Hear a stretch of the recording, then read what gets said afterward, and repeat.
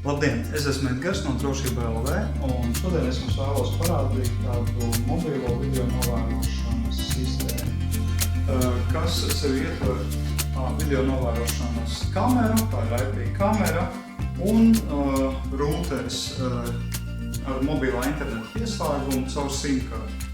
Ja, un šī komplekta mobilitāte ir vēl tajā, ka tas darbojas no akumulatora, un šeit ir tādi savienojumi, vadi, saslēgti tādā veidā, ka no viena 12 voltu pieslēguma avota viss tiek nobarots, viss darbojās, un tam ir arī sakari ar internetu. Tātad caur internetu mēs varam pieslēgties pie šīs kameras.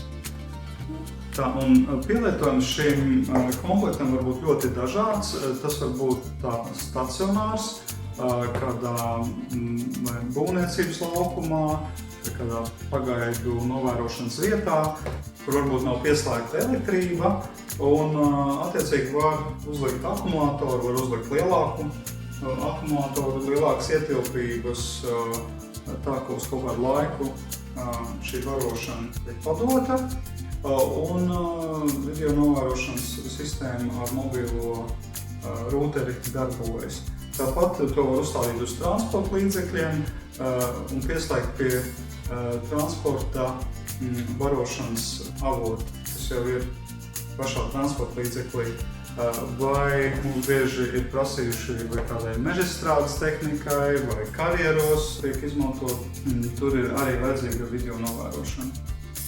Un šeit mēs redzam, tas ir pats rūteris, un viņam klāt vēl ir papildus antena, kas nodrošina to, ka būs labāki sakari. Šī antena pastiprina, tur ir 5 decibeli pastiprinājums signālu uztverēji, lai varētu nodrošināt labākus interneta sakarus kādos attālākos rajonos, kur nav tik labs interneta pārklājums.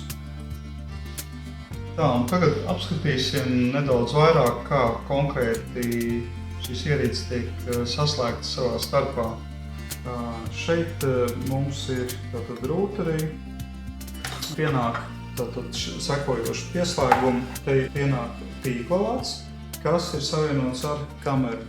Caur to ir notiek datu savienojums un video pārraide. Šeit ir barošana, tad 12 volti pienāk, un šīs ir 2 antenas ieejas, kas attiecīgi aiziet tātad uz šo antenu, un pati kamera